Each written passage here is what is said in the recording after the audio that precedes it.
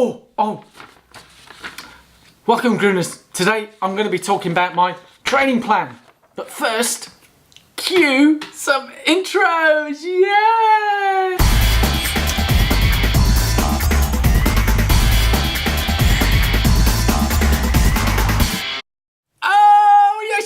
Yes, welcome groomers. Yes, that was a little short bike commute back from work and straight onto the vlog. I've been meaning to do this for a long time. So many people asking me about this. So a warm welcome to each and every one of you to my channel. If you're a regular subscriber, thank you so much for keep coming back and watching my ramblings and talks and musings. And if you are new, you might want to consider subscribing, because I'm going to be letting on to some really good stuff like my training plan. Yeah, the train. Ooh, did that block my voice? Yeah, is that blocking the voice now? So yes, my training plan. Yeah, what is my current training plan? As you may know, if you're a regular here, I'll be training for my next A race is the Chicago Marathon at the beginning of October. So I'm in training for that, and obviously whilst that's been going on, I've been doing a few other things like the Parish Walk on the Isle of Man, and also the Lighthouse Challenge, the 103 miles plus 10 or whatever my commute getting to and from that. But before I go into this, the training plan that I'm doing, on my last one vlog, here's an envelope. I mentioned that I'd be doing, oh, that's my name on there. I mentioned that I'd be going for a VO2 max test. So, interestingly enough, you might know that there's a channel, Sage Canada, I think it's called VO2 Max Productions, and apparently he's never been for a VO2 max test. But that's a bit of a running joke. I don't know whether that's a joke between Sage and some of his subscribers, but that's what I heard. But anyway, in here, right, ooh, sneaky peek is the, don't want to show too much, is the VO2 max results. And yeah, it was done professionally. It's one of these where you put a mask on, went on the treadmill, and it's all scientifically done. And the results on there, I'll go through those on a forthcoming vlog, so be sure to subscribe so you don't miss out on that. And it's some astonishing findings, but one of the quotes in there is, whatever you are doing is working astonishingly well. So this training plan is obviously working well for me. What I need to stress, and I'll put the caveats in there, this isn't any advice, I'm not giving any advice, I'm just going through what I do. If you choose to take some things from this and adapt it into your training plan, then that's great. I'm not advising you for that, so don't try and sue me and say, oh, that didn't work for me, blah, blah, blah, okay? So yes, I thought I'd get the legal things out of the way. So what I'm going to go through is my personal training plan, and what prompted me to do this particular vlog, as I mentioned in the previous one, is PB Runner, who's another YouTuber, plant-based runner. He was documenting a journal, and he's very methodical, and he's training for my understanding is running the Frankfurt Marathon and wants to run a Chicago qualifying time. And I'm sure he will do that, as I said in my previous vlog. So for me, my particular training plan, this is it. As you can see, it's pretty blank. Yeah, there's a few things at the top here, which I've been filling out, but most of it is blank. The only thing that I do have is at the bottom here. So this is just a standard spreadsheet that I printed out, and it says Monday, Tuesday, Wednesday, Thursday, Friday, Saturday. So it's got all the days of the week along the top. And then I've done a row here of a number of weeks. I think I printed out, yeah, it's 22 weeks worth. By the way, I haven't been doing 22 weeks of training, but I printed off 22 weeks. You may recall that I talked about on one of my morning runs, left to right planning and right to left planning. Yeah, for a lot of people, they have a particular goal, and they have a goal on that date, and then they do the plan backwards of what training they need to do to reach that goal. That is what we call right to left planning, which is reverse planning, yeah, reverse engineering. I prefer to do left to right planning. So here is today, and this is where I'm going to be in terms of my race. So what's my fitness level right now? What training can I do to improve my level of fitness? And then when I get to race day, I then assess what my fitness is and what kind of race I could hopefully race. Yeah, so it's left to right planning, yeah, as opposed to right to left planning. Makes sense? Got it? So you still with me? Yeah, left to right planning, right to left planning. So for those of you who work in various offices, or if you've seen The Apprentice, there's all sorts of project managers and all sorts, and you often see that when you do right to left planning, you've got a deadline to achieve and you try and do what you can, and a lot of it doesn't actually go to plan because you're asking too much of this particular delivery date, and where you've started from is a little bit late.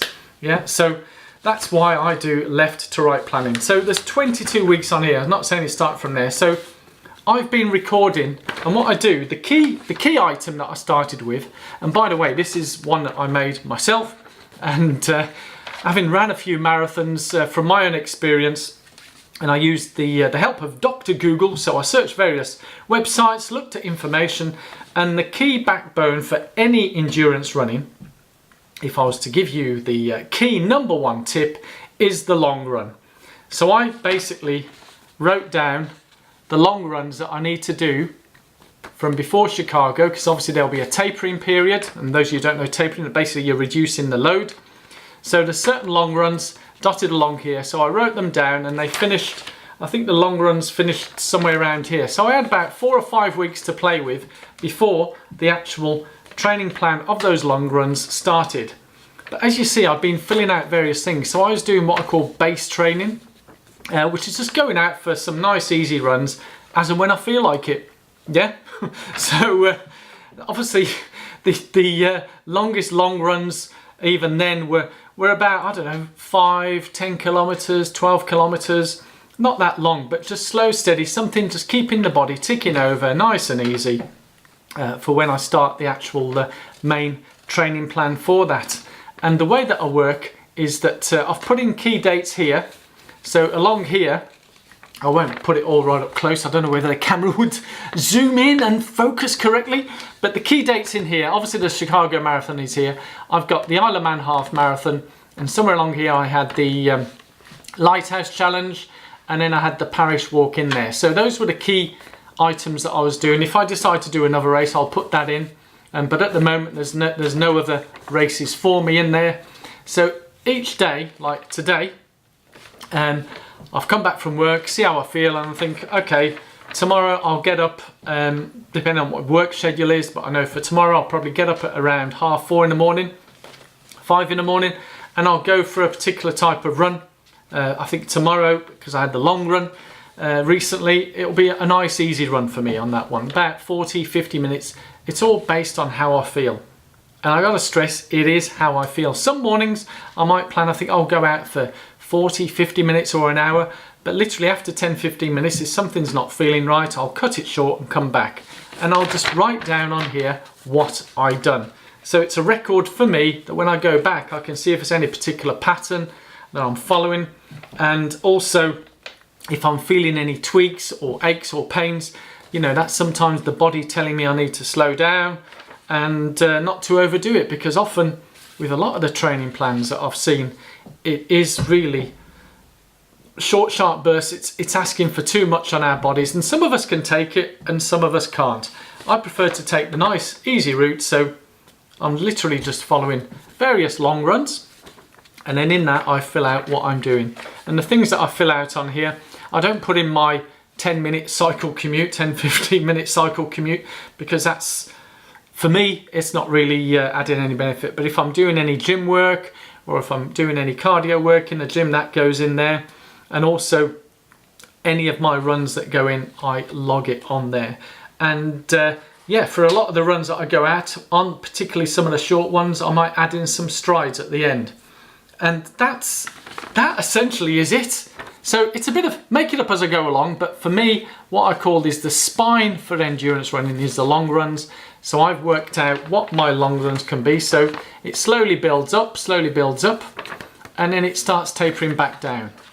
And for those who are interested, I've seen some training plans where people say about doing high volumes, and they talk like 100 miles per week. I'm not into that at all.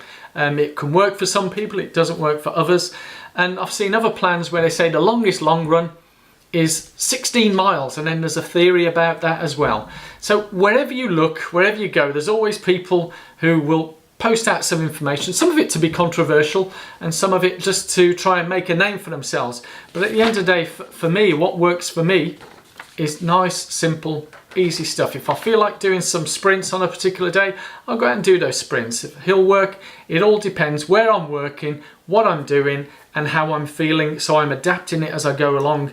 And the benefit for me by doing that is it does not give me any pressure. If I'm looking at a plan that's already laid out for 16 weeks and on a Tuesday on a certain day it says hill sprints or 400 meter repeats and I'm in a country where I can't do that, then immediately it puts some stress or pressure on me or the plan, thinking, oh, I've failed, I've not done that. But as we all know, missing one training session or a handful of training sessions over a 16 to 20 week training period doesn't really have much of an impact.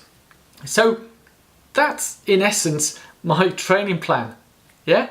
So there you have it, my wonderful grooners watching us. Thank you for staying to the end of this. But what I'm going to say is just as a little addendum and as a bit of a bonus. As I mentioned in a forthcoming vlog, I will be going through my VO2 max test results and how it all worked. But the key thing in terms of training, this is a training plan where it logs all my physical activities. And what I'll be doing a vlog on as a little bonus for everyone is something that's more important than the running, something that's more important than the cycling or walking and all of those physical training. And do you know what that one thing that's more important than all of this that we do? Yeah, do you know what it is? It's recovery. Yeah, the recovery part in terms of any fitness or training schedule, in my opinion, is the most important of all. It's more important than the actual running, and it's how you recover in terms of what you eat, what you drink, what stretches you do, what other cross training that you do. All that in terms of recovery as a whole helps us to be more rounded and grounded as runners and helps reduce the risk of injuries. So I'll be doing a bonus vlog on that, and if you've got any comments or feedback you want to give, leave them below here. I'd love to hear from you. And yeah, so I'll be talking about the recovery and how important recovery is, and as I say, in my opinion, it's more important than the actual running itself. So yes, that's it guys. Thank you so much for staying to the very end and watching this. I hope you did enjoy it and found it informative. I've really enjoyed producing this for you all, and it's great fun. Yeah, get back from work, do a bit of this, a bit of that, and it's great to share the information and knowledge with you guys. As I say, I hope you find it useful. If you did, give it a thumbs up. Like, share, subscribe and all those shenanigans. And if you are new to my channel, I would highly recommend to subscribe and maybe share this amongst your other running friends to see whether it can help them and benefit them. I know there's a lot of people like myself, we're all in training now, heavy into training for our autumn winter marathons. For my friends over training for Chicago, I hope you do enjoy this. Yeah, Chicago, here we come. Can't wait for those deep pan pizzas. Oh yes, oh yeah. And my friends who are running New York City Marathon, yeah, I know how you're feeling right now because I was there last year, New York City Marathon. Couldn't wait, couldn't wait. I mean, I was so tempted to do Chicago and New York, but the budget just won't allow, you know. But if anyone want to kindly send me over lots and lots of money, and maybe I can do both one year. But hey ho. I digress, I digress. So thank you all so much. I really do appreciate the time that you take to come and watch these vlogs. Really do appreciate it. It means the world to me, and every time I get some thumbs up, comments below, makes me feel really good. Positivity is the way forward, and that's how we achieve some great things together as a group. So thank you all so much. Until the next vlog, remember, keep running. And don't forget the recovery as well.